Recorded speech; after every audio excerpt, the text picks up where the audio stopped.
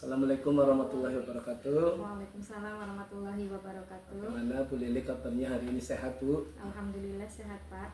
Baik Bu Lili, pada kali ini kita akan melaksanakan percakapan praobservasi ya Bu, yang nantinya kita akan melaksanakan pembelajaran yang dilakukan oleh panjenengan di kelas 5 nanti, dan nanti saya akan mengamati proses pembelajarannya.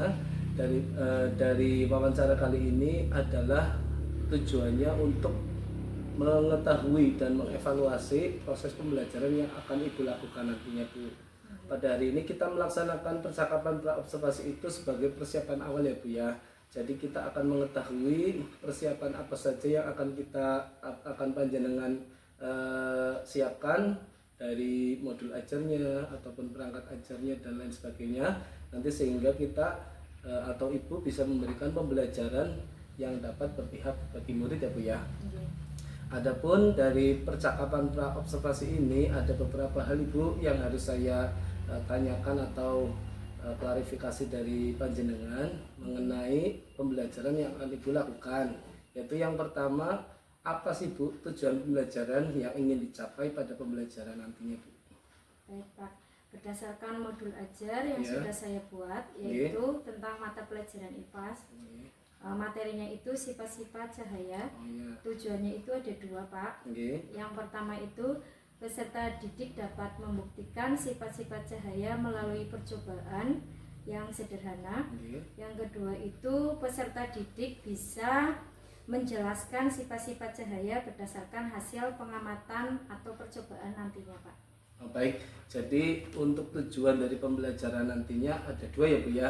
Yang pertama, siswa dapat membuktikan sifat-sifat cahaya melalui percobaan sederhana. Kemudian yang keduanya, siswa dapat menjelaskan sifat-sifat cahaya berdasarkan hasil percobaan tersebut. Kemudian Bu, bagaimana dengan area pengembangan yang ingin dicapai saat pembelajaran nantinya Bu? Baik Pak, untuk area perkembangan yang ingin saya capai itu ada dua. Yang pertama itu aspek pengetahuan dan aspek keterampilan. Untuk aspek pengetahuannya sendiri yaitu peserta didik dapat mengetahui sifat-sifat cahaya berdasarkan nanti percobaan yang sederhana. Terus sedangkan untuk aspek keterampilannya itu berarti nanti peserta didik dapat melakukan percobaan sederhana tentang sifat-sifat cahaya Pak. Oke, berarti untuk pengembangan area yang diinginkan pada pembelajaran nantinya ada dua hal ya Bu ya. Yang pertama adalah pengetahuan, yaitu siswa dapat mengetahui sifat-sifat cahaya. Kemudian yang kedua adalah aspek keterampilan ya Bu ya, yaitu melakukan percobaan sederhana berdasarkan sifat-sifat cahaya tersebut. Kemudian Ibu, bagaimana rancangan pembelajaran yang ingin Ibu terapkan di kelas nantinya Bu? Rancangannya nanti seperti apa Bu? Untuk rancangannya sendiri, strategi pembelajarannya berarti nanti ada tanya jawab, terus diskusi kelompok, serta nanti ada penugasan untuk masing-masing siswa. Terus untuk media pembelajarannya itu saya menggunakan LCD proyektor, kemudian alat-alat sederhana untuk percobaan tentang sifat-sifat cahayanya, dan juga LKPD yang nantinya akan dibagikan per kelompok. Berarti nanti kelompok tersebut mengerjakan sesuai LKPD yang nanti saya akan bagikan. Begitu ya Bu ya. Jadi strategi yang akan panjenengan terapkan di kelas nanti adalah utamanya dengan diskusi kelompok ya Bu ya, dengan tanya jawab, kemudian penugasan. Setiap kelompok berarti nantinya akan melakukan percobaan untuk membuktikan sifat-sifat cahaya tersebut Ibu ya. Terus tadi saya catatan ada menggunakan LCD proyektor Bu. Betul, berikut LKPD-nya tentunya Bu ya. Baik, kira-kira kapan nih Bu Lili akan melaksanakan pembelajaran tersebut Bu? Insya Allah dalam minggu depan ya Pak, sesuai dengan materi IPAS yaitu sifat-sifat cahaya, nanti insya Allah pada hari Rabu. Hari Rabu ya Bu ya. Hari Rabu. Baik Bu Lili, berarti rencananya panjenengan akan melaksanakan pembelajaran ini sesuai jadwal ya Bu ya di kelas 5, berarti hari Rabu depan. Insya Allah saya akan melihat panjenengan dalam mengajar. Nanti saya juga akan mencatat hal-hal yang terjadi di dalam pembelajaran yang Ibu hadirkan kepada siswa. Setelah itu Ibu, nantinya kita akan melakukan percakapan pasca observasi Bu. Setelah panjenengan melakukan pembelajaran di kelas, nanti kita akan berbincang-bincang lagi ya Bu ya, bagaimana nantinya proses pembelajaran yang Ibu laksanakan di kelas. Baik Ibu, sebelum kita akhiri pada percakapan kali ini, apa nih Bu yang panjenengan peroleh dari percakapan observasi ini Bu? Baik Pak, untuk percakapan kali ini saya memperoleh yaitu tentang adanya gambaran tentang langkah-langkah nanti saya mengajarnya di kelas itu seperti apa, dan media untuk pengajarannya apa saja, itu Pak.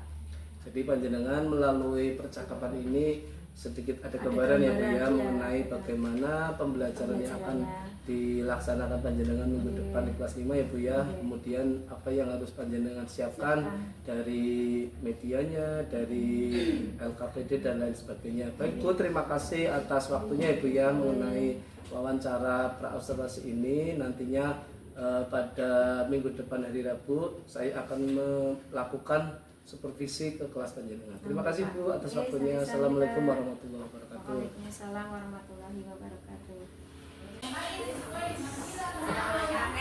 Assalamualaikum warahmatullahi wabarakatuh.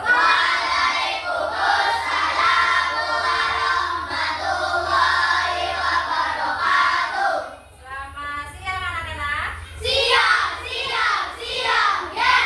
Bagaimana kabar hari ini?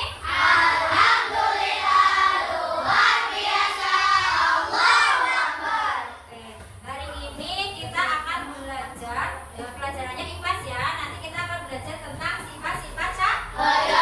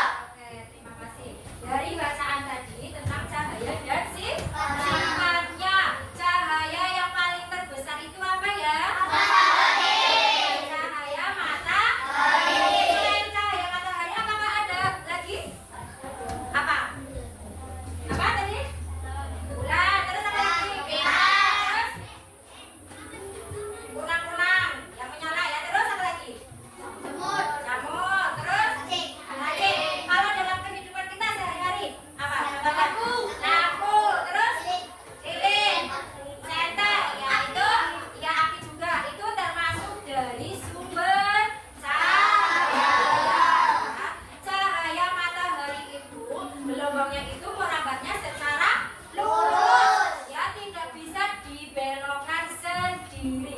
Kalian coba bayangkan saja. Matahari jaraknya sampai ke bumi jauh apa tidak? Jauh. Itu merambatnya lurus sampai ke bumi.